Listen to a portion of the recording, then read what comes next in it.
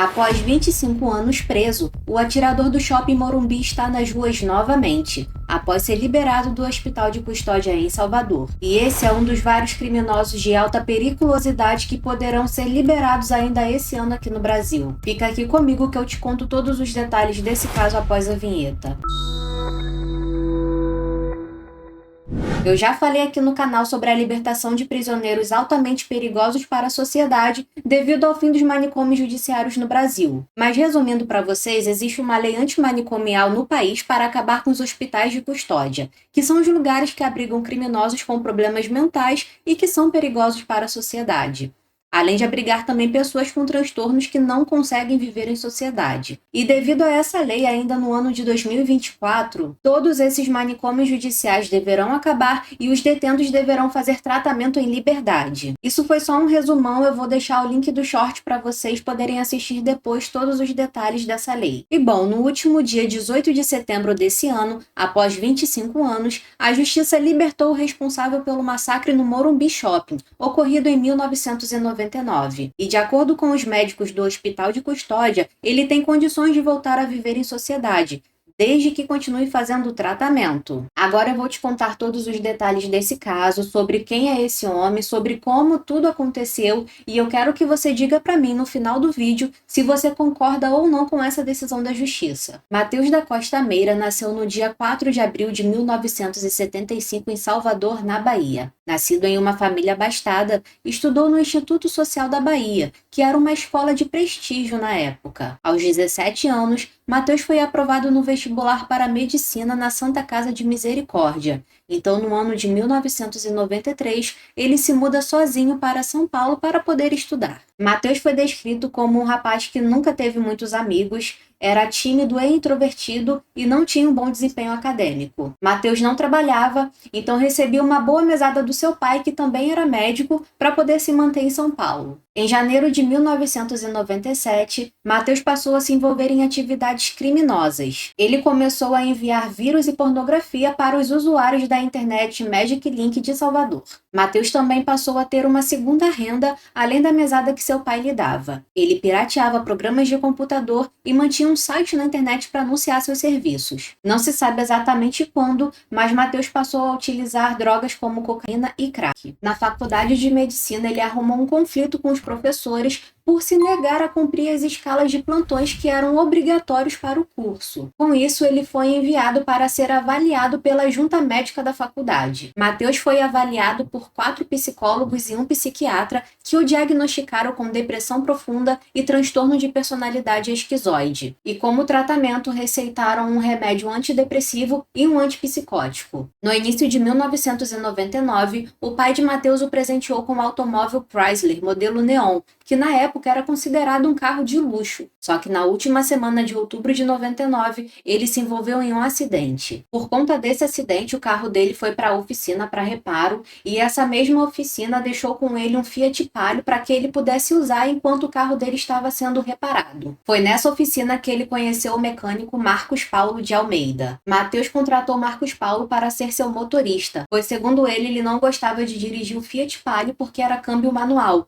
e o Chrysler dele era câmbio automático. No fatídico dia 3 de novembro de 1999, por volta das 8h30 da manhã de uma quarta-feira, Matheus deixa o quarto 915 do Príncipe Hotel no centro de São Paulo. Ele não havia dormido em seu apartamento e estava tendo alucinações há mais ou menos 10 dias por ter parado por conta própria com as medicações receitadas pelo psiquiatra. Ao sair do hotel, Matheus foi até a zona sul de São Paulo, na Avenida CUPC com Marcos Paulo, que intermediou a compra de uma submetralhadora Cobray M11 de 9mm e 180 projéteis para Matheus. Matheus pagou o valor de R$5.000 em espécie, em notas de 100 e 50. E em 1999, R$5.000 era muita grana. Após comprar a arma, Matheus voltou para seu apartamento. Naquele dia 3 de novembro à noite, Matheus foi até o Morumbi Shopping e comprou o ingresso para assistir o filme Clube da Luta para a sessão de 21h15. E o ingresso era para a primeira fileira da sala 5. Após aproximadamente 1 hora de filme, por volta das 22h30, Matheus vai até o banheiro e saca a submetralhadora da bolsa e dispara em seu reflexo no espelho. Só que o som dos disparos foi abafado pelo barulho do filme. Matheus então retorna à sala 5, passa por trás da tela e começa a disparar contra a plateia. Levou um certo tempo até as pessoas perceberem que aqueles tiros eram reais e que havia um atirador dentro da sala do cinema. Porque, como eu disse, o som dos disparos foi abafado pelo barulho do filme. E também as luzes da sala não foram acesas. Então só as pessoas que estavam sentadas nas primeiras fileiras conseguiram ver o que estava acontecendo e puderam se abaixar para se proteger. Os tiros duraram cerca de 3 minutos. Matheus descarregou um pente que suporta aproximadamente 40 cartuchos, e quando ele parou para recarregar a arma, foi contido por algumas pessoas da plateia. E, finalmente, a equipe de segurança do shopping entra na sala do cinema. Uma testemunha disse que Matheus estava muito calmo e tranquilo, que ele não reagiu quando foi imobilizado e que pediu calmamente para que as pessoas saíssem de cima dele. Às 22h46, a Polícia Militar de São Paulo é acionada e chegam no local do crime às 22h55. Matheus então foi preso em flagrante e levado para a 96ª Delegacia de Polícia de São Paulo. Matheus disse à polícia que tentava se livrar das vozes que ouvia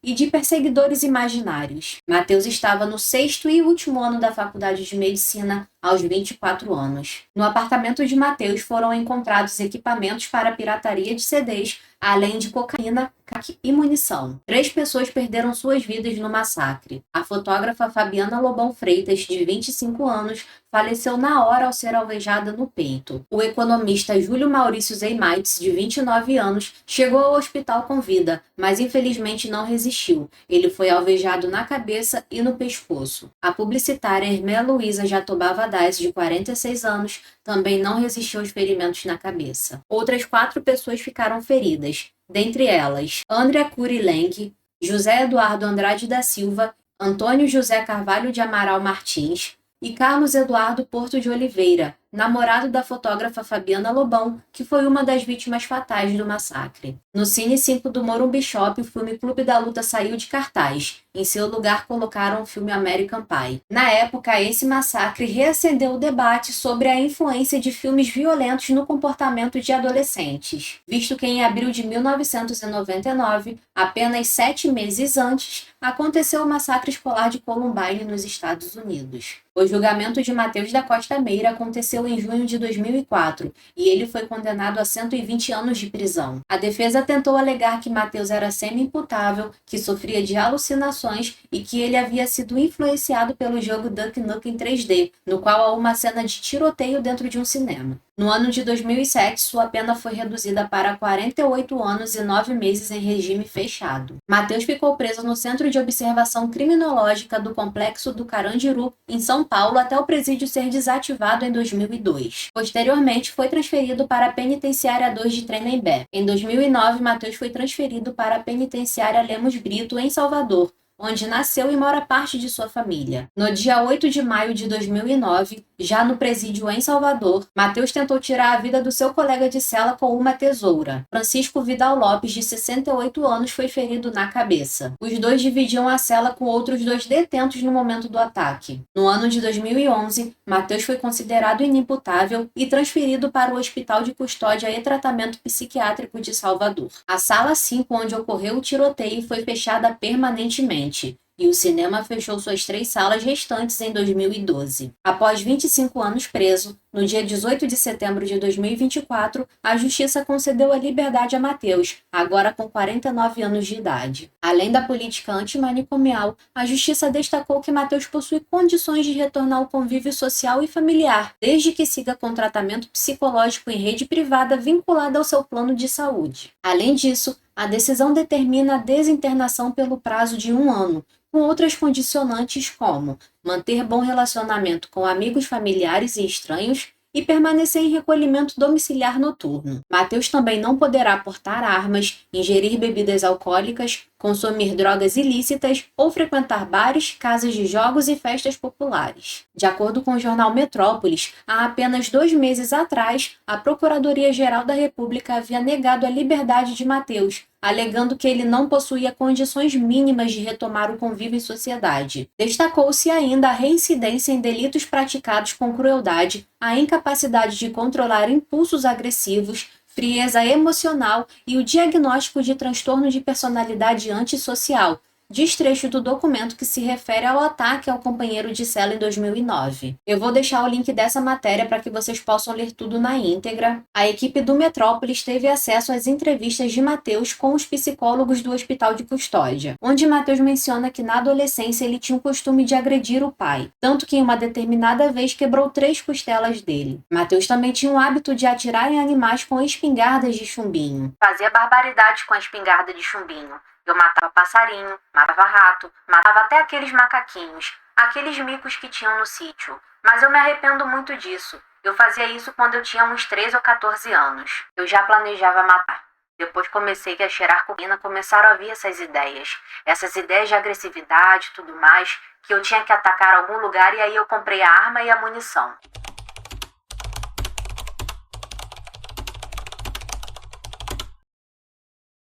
O que dizia a perícia do Matheus? Que ele era normal, porque ele comprou uma metralhadora, porque ele premeditou o crime. Agora eu pergunto, por quê? Doente mental não premedita? Premedita e muito. Só que é uma premeditação mórbida, doentia, patológica. Para este perito, o caso de Matheus é apenas um de vários erros cometidos pela justiça brasileira. Porque foram julgados como se fossem normais, verdadeiros doentes mentais, para ninguém por defeito. Mas agora, qual é a mentalidade? Parece que doente mental é beneficiado pela lei. E não é. Porque eles vão internados em manicômios judiciários e lá eles deveriam ficar por quanto tempo eles viverem. A periculosidade desses indivíduos jamais cessa. Agora vocês entendem o que eu quis dizer lá no início do vídeo? Como um homem que tem problemas mentais graves e apresenta risco para ele próprio e para toda a sociedade pode viver livre novamente. Como que em apenas 2 meses a justiça mudou tudo e determinou que ele poderia voltar a viver em sociedade. Imaginem se o mesmo acontecer, por exemplo, com o vampiro de Niterói e o Champinha, que estão em hospitais de custódia. Inclusive, tem vídeo desses dois aqui no canal, eu vou deixar no card para vocês assistirem depois. Deixa aí para mim nos comentários qual a sua opinião sobre esse caso e sobre a soltura do atirador do Morumbi. Muito obrigada por assistir e até a próxima.